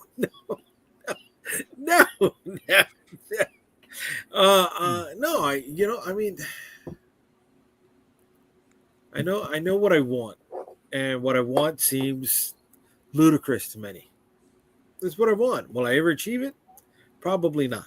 But a boy can still dream. All right, that's fair. My biggest issue is whenever I end a project, right, it always takes me a while to reset, right? So I'm done, and I'm sitting there going, what am I supposed? And I got 50 other things to do, but I'm like, what am I supposed to do next, right? And it's not like I don't have a list, right? Yeah. So it's always that. It's like you finish something, you're like, So yeah, that's usually my biggest issue. Is just getting on to that next thing. But once I get on it, I'm like on it. But it'll take me a couple of days, and I'm usually floating around. That's in the state that I'm in, for the last couple of days. But whatever. I think, Jay, that's like biggest crush of all indie people, right? Like, I think like the people who are above us kind of get it, but like when we get to the trade, we're done. All right, cool. Whew, we got to the trade, when really that's when we need to start selling. Like now you've got your thing. Like it's evergreen now. Like it's all paid for, or hopefully, like now is the time to really market this thing. But we're always like, we got to do the next thing now. Right. Yeah, and that's for real. I was listening to a podcast with Scott Kirkham, right? The former one of the guys in the back of the house over there at Skybound. Yeah. Right. And he was talking about how Kirkman had the plan where 6 issues is the soft cover, right? 12 issues is the hardcover, 24 issues is the slipcase, 48 is it's not the omnibus. What's before the omnibus? I don't know. Compendium. Compendium, right? And even though people had the issue and the soft cover and all of that, they were still buying and elevating all the way up. Right, yeah. That was the plan. They had the plan. He had a plan with that. It's great, And at one point, the paper stock that goes for compendiums or a certain kind of compendium, he had it all bought out for the whole fucking year. So people had to move to a whole other different paper stock. Money. There you go. Daphne says my issue is skill. If I was more skilled artist, I'd have less anxiety about the quality of my art and be able to get it done faster. I don't think so, Daphne, because you're good. You know what I'm saying? Yeah. Your shit is good, man. It's just all comic book creators have a little bit of a gambler in them, right? And it's like, they're always willing to chase the next bet. Right? Oh, I could do this. I could go for that. Right? I mean, I think that's indie publisher. There's indie publisher, not the artist. Publisher. If you're both of those things, then yes. But mostly is the publishers. Because my artists, they don't gamble on me. They make sure I pay them. Travis, would you agree with that? You're the gambler. The artists, they get paid. Right? Oh yeah, no, absolutely. When you do the marketing side of it, absolutely. They're always getting paid, right? Like, and I'm always getting the back. I'm always back end money. Like, they don't understand that. When I go for an anthology and I'm like, hey man, we're doing back end, it's anthology. If I paid artists what they're worth for anthologies, we'd never make an anthology because like 30,000 is nothing. That would be barely. That wouldn't even be breaking even if I paid them exactly. It's for the love of the game to be able to do those things and to make those things. And it's sad, it sucks. And, but it is what it is. What are you going to do? Like, I'm in a new publisher right now. I can't give a lot of details about it, but that was the first thing. Well, he's like, we got to give a good pay rate, $225 a page. That's great. Are we going to sell it on Kickstarter? Because if we're selling it on Kickstarter, it's not going to pan out for us guys, because we're doing superheroes. $225 a page? That's what they wanted to do. I shut down that pretty fast. Listen, you should have called us first. Because we have a bridge out here that we can sell them. Yeah. Right. All right. Cool. So, Jay, do you have a question? I got nothing. I'm spent right now, kid. Tom, you got anything? No. I got one. Wait, get at Randy. Ask Randy. Randy may have something. Randy, you got a question? Ask Dee. Maybe Dee may have a question. Go ahead, JD. Go ahead. All right.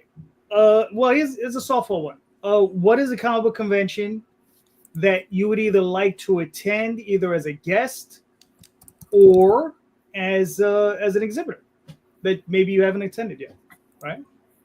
So there's plenty of shows out there. Travis, you're up, brother. All right, so I'm going to give you 2 answers to this. Okay.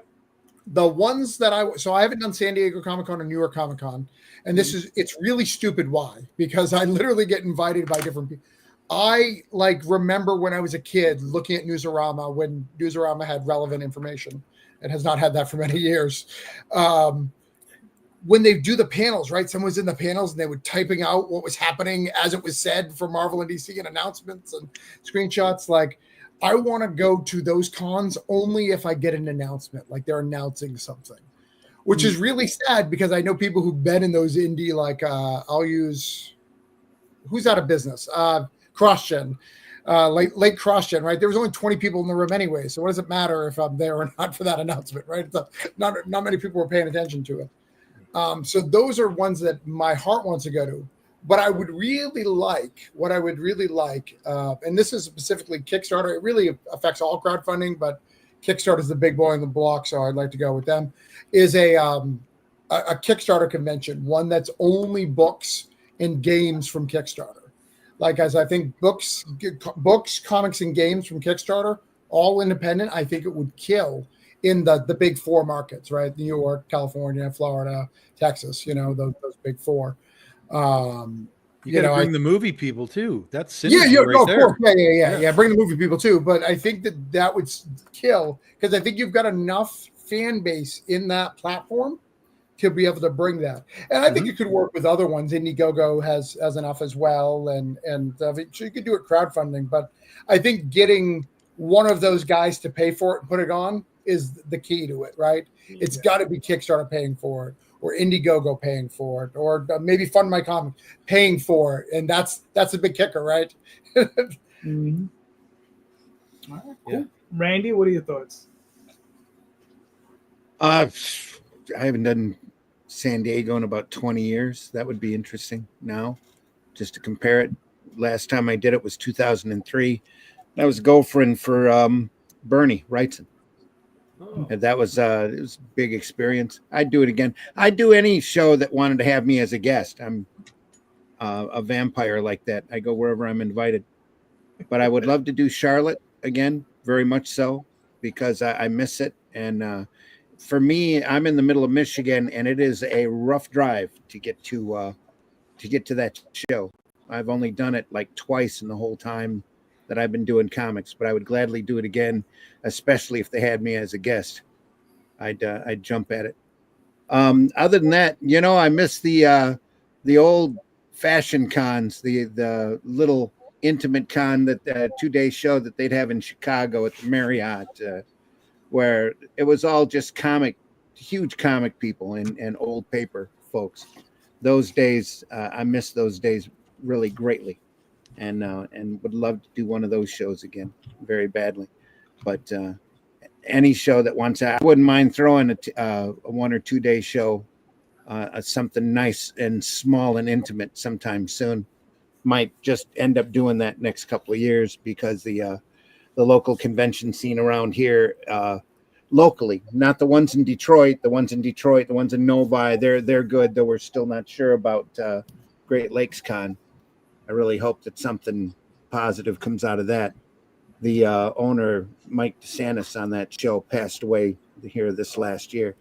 And that's going to be a show I'm going to miss greatly, because he always had me there and he always treated us really well. Are they not on anymore? Did they shut it down? Mike died. Mike was the show. But I mean, he had the crew and the people that were partners. You know what I mean? Mike was the show, and they're not sure what they're going to do with it. So I haven't heard any other news from that. Like I said, I hope that somebody comes in and picks that up again, because it was a good show, good venue, and had a real regular repetition there that was building a reputation. I should say that was building. I still might do a 1-day show, as long as we can keep it informal and just have fun. So that was the whole point of doing the shows back when I had the newspaper. So I had anybody that worked locally on the paper there as a guest. We advertised them like they were a big time convention guest. And if you wanted to meet the folks who did Flint Comics, then you were welcome to come in. I had a really low door admission, really low table cost, only charged $50 a table. Made sure that the venue was covered, and that we had a little bit of an admission charge for folks coming through the door, so that they were serious enough to want to be there, instead of there to cause trouble. Those shows were fun, and that's what I like in a comic convention. I don't know what else to tell you other than, I wouldn't mind doing New York again. I haven't done that in years, but Charlotte right now is the immediate goal. I think I need to get out there within the next couple of years. All right, cool. Dee, what are your thoughts? Oh, you're muted. I'm sorry. There you go. Sorry about that. There you go. Yeah, I'd love to. I haven't been to Heroes in Charlotte in a few years. That's always been one of my favorite shows to go to and set up at. I would love to get to do that one again. One show that I've been wanting to do for years is CXC in Columbus in September, and I finally got in this year, so it's going to be my first year there as an actual exhibitor. I love that show. A lot of really great, weird, quirky indie stuff. Great crowd. Super excited for that. There's a lot of little shows. Staple in Texas I'd like to do. I'd love to do Small Press Expo one year. A lot of these are juried shows, so I ain't nobody, so I don't get into any of these. If I had a fantasy, the show I would love to be a guest at more than anything else would probably be Angoulême in Paris, here in France. Mm-hmm. Oh, that's like a holy grail, but it's like I'd have to be way bigger than I am. So I'd love that one. Yeah. That's a holy grail kind of thing. Cool. Tom, what are your thoughts? I mean, I've really done it all. I've done San Diego, New York, Heroes Con, Emerald City. I've done all of them.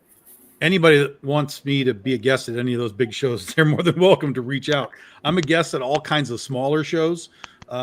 We've been really getting a lot of invitations over the last few years, which has been really fantastic. And I really appreciate all of that amazing support by cons that I'd be like, how do you even know who I am? The Big Texas Comic-Con in San Antonio is like helping us celebrate our 15-year anniversary this year. And they're bringing a whole bunch of us down there. Like, I was like, oh my God, that's amazing. So, we're spreading out in that guest realm, but a lot of the big shows, C2E2, things like that, we still got to pay our way. So, for me, San Diego was always my blood. I used to do San Diego all the time as a fan. I went for like 19 straight years before we moved to the Midwest, and then I couldn't really do it anymore. We did it as Big Dog Inc.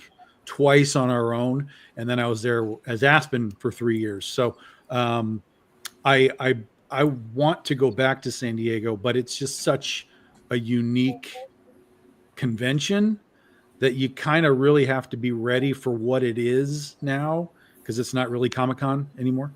Hasn't been for a long time. New York is really better in that capacity as far as being still a Comic-Con than San Diego is. But San Diego is literally where everybody goes. That's the advantage to San Diego. All the publishers are still there. They don't do New York Comic-Con. So if you want to go and just go meet everybody and talk to the companies and whatever editors might be around, San Diego is the place to do it. It's the only place they all go all the time. So I definitely want to go back to San Diego, but the one that is sort of the dream con, which will never happen unless I'm invited, is Supernova in Australia. I would be like, yes, please take me to Australia. I want to go to Australia, and that's just 50% because I want to go to Australia. The trip is half the trip for me. But if it happens to be during Comic-Con as well, I would love to do that show. I know we work with some of the guys from Australia, like Mike Crome, some of those dudes. So it would be really easy to just be like, just hook me up to the Chrome booth and let's do it. But that's, as a publisher, to go around the world and have to lug all your crap, that's a different world than like being an artist and taking some pads and pencils and traveling around. So that would be a hell of a work trip, which would require help from them. But that would be the dream one. All right, fair enough. Jay? I want to go with Dee to Angoulême, right? My wife wants to go to France. It's real easy to get to Angoulême. You fly to Paris, and the bullet train gets you there in about an hour. So that's a big thing since I can't. The other international one would be MCM over in London. That'd be a cool one to do. My wife said, Tom, you should do a lakefront convention. You know what I mean? Since you own that lake in the back, nice little setup over there. But I'd love to do a convention again. I'd love to promote one, dude. You know, the building that we the venue that we rented out became an American Ninja training gym. You know, because of the high ceilings and stuff. But I'd love to do a convention again. I got a ton of ideas that we never got to implement that I think are still relevant. And funny thing, Travis, it's that building was only 3 blocks from the Kickstarter office. We went to the Kickstarter offices, try to get them to come to the convention, talk to the panel. We got I forgot the young lady who was the comic book go-between. She was Chinese. She was working for Zoom for a little while. Yeah, I know. I can picture her in my head, but I can't think of her name. Yeah. Right. So we got her to come, and she was talking about Kickstarter for a minute. But no one else from the offices came through. But yeah, I'd love to run my own convention again. It was a horror show, but it was also like crazy and deeply fulfilling. That's cool. D had one of my answers, which is Angoulême, but as a guest. Another one for me would be, and these are, I want to go as a guest. I don't want, well, not as a guest. I mean, as a fan. I want to go to Angoulême. Also want to go to Comic-Con in Japan, and Tokyo Comic-Con. So those are a couple of shows, because I'm just dying to go to Japan in general, but I really would like to incorporate going to a show. You know, doing that. But Comic-Con is definitely one of those things I want to go to. I want to see the 10,000 individual comic book creators in a room, all of them with a booth. I mean, that's insane. Not publishers, 10,000 comic book creators doing doujinshi. That's the unlicensed stuff, right? Yes. Okay. Yeah, and the Japanese allow it. Right. And the only part that I found that was a little that didn't excite me is most of it is just it's obviously fan stories about their favorite characters or whatever, but most of it's just adult stuff, you know, during whatever. But they do have other comic book conventions, because I've asked a couple people in Japan. They say that there's a small minority of independent comic book creators where they're doing original stories with their own characters and that sort of thing. And those would be the people I would seek out. You know, porn is fun, but you know. I have a couple of creators who are in Russia, and because they do books with me, like, and there's a lot of Russian artists, but there's not a lot of complete books. So when I send him comps, like, he says, I do so well when I have comps and actual books, because nobody has actual books. They all just have art prints and things like that. Oh wow. No, that's cool. All right. So, ladies and gentlemen, we made it to hour 2. Thank you so much. You guys, all of you were so awesome. So let's start with Randy. Randy, where can we find you and your work? If you want to contact me directly, my main hangout's Facebook. I'm sorry, but I also hang around X a little bit. I do 2 podcasts a week. One on Friday morning, Comics by Night at 5 a.m. Friday morning, and another Sunday morning at 9 a.m. called Sunday Funnies. And on both of those programs, we pull up great old comics and sit there and dissect them and go through them. Books that inspire us, that we truly admire, and we sit there and look through and discuss them for everyone else to enjoy. That's like I said, Friday morning at 5 a.m. and Sunday morning at 9 a.m. on the Comic Book Black Belt YouTube channel, the Randy Zim YouTube channel, and the Indie Comics Network YouTube channel. So if you want to go over there and take a look at our archives, we've been doing it for a couple of years and just having a blast. going through stuff. This week, we're probably going to be looking at a little bit of Jeff Darrow. What is it? Big Boy, Roy, and big guy. Robot. Yep. Big Rusty guy and the Rusty the Robot. Boy Robot. Yeah. There you go. And then on Sunday, we'll be looking at Little Nemo by Winsor McKay. Ah. Looking Great. forward to that. Yeah.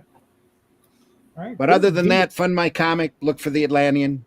FundMyComic.com. The Atlantean and Shadow Kingdom are over there. all right, cool. Dee, where can they find you and your work? Yeah. Oh. You muted yourself again. Yeah, you muted. Hello? Oh. There you go. Phones died. Oh, They just cut out for some reason. gotcha. So where can we find you and your work, Dee? Right, you. I'm on all the different various social medias. I am at you can find my webcomic at findingd.com. You can find my werewolf novels at havenwolf.com, and you can find the Giant Girl Kickstarter still going at ggAkickstarter.com. All right, cool. Travis, where can we find you and your work? So I am one of those guys who jumped on Substack, and I'm not a loser, Jay. I make $1,000 a year on it. Leave me alone. TravisGibb.substack. That's where I post all my stuff and antidotes and talk about stuff. In fact, I had a post that did really well last week that talks about scammers in the industry that try to steal from you, people who try to like sell you marketing advice on Kickstarter and stuff like that. Obviously, I got a Kickstarter, CthulhuInvades.com. And we were talking about cons recently, and I may be in Kentucky. I tried to get out of it 3 times, but they go, hey, do you want to go to Kentucky? I was like, not really. We'll pay for a table. Not enough. We'll pay for a table at a hotel. We're getting there, but no. They're like, we'll pay for a hotel, plane, and table. I was like, Whoa. Nice. Damn it. How do you say no at that point, right? Well, it still was an hour and a half from the airport, so I still thought about it. I'm going to be honest. Gotcha. But that's how you get you. You know, if you pay for enough things, like Randy and Tom both said, and Dee actually, we'll all go if you pay for enough things. Oh, heck yeah. Fair enough. Tom, where can they find you and your work, sir? BigDogInc.com. I'll take you to the store. We're launching the Legend of Oz Omnibus in a couple of weeks. We'll have our BD15 anthology in October, and then we'll be wrapping up the year with Penny for Your Soul in November. We don't do Substack, but we do Patreon. So join us on Patreon if you want to do that type of thing. All right, cool. Jay? UnstoppableComics.com. You'll find all my social media links on the website. I do Substack, so I am one of the many losers. But UnstoppableComics.com is where we update on a regular basis. And Friday nights, Comic Book Streamland. Sunday nights here, Indie Comics Explained. And launching August 23rd, The Dead Princess Vicky Sticks, the 0 issue on Kickstarter. All right, cool. So, you can find me on Facebook, Twitter, Instagram. Most Sunday nights you can find me here. Some, hopefully on Tuesday with Rob Motari, and some Friday nights with Jay. But more importantly, please, everyone, check out the show notes, because in the notes is links to everybody's campaigns. So please click on those links. Check out some of these books. They're incredible books, right? By incredible independent comic book creators, right? And so please click on those links. Buy those books. All of these creators deserve your support. So please pick up those books. And don't forget, everyone, read more indie comics, especially ours. Have a good night, everyone. Thank you. Thank you. Take care. Everyone.